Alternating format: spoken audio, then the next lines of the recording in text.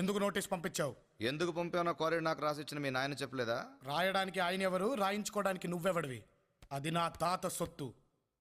తాత సొత్తు మనవడికి మాత్రమే దక్కుతుందని చెప్పలేదా మీ లాయరు? అంటే సెక్షన్ 136 ప్రకారం. లాయరు, నల్ల కోటేసుకున్న వాడికి నాలుక చాలా అవసరం. దాన్ని ఉంచుకో, తెంచుకోకు. సాంబా, నువ్వు ఎక్కడున్నావో మర్చిపోయి మాట్లాడుతున్నావు. నువ్వు వచ్చిన ఊరు నాది, నువ్వు ఉన్న ఇల్లు నాది, నువ్వు కూర్చున్న కుర్చీ నాది, నీ చుట్టూ ఉన్న బలగం నాది. ఇవన్నీ ఉన్న ఈ సీమ నాది.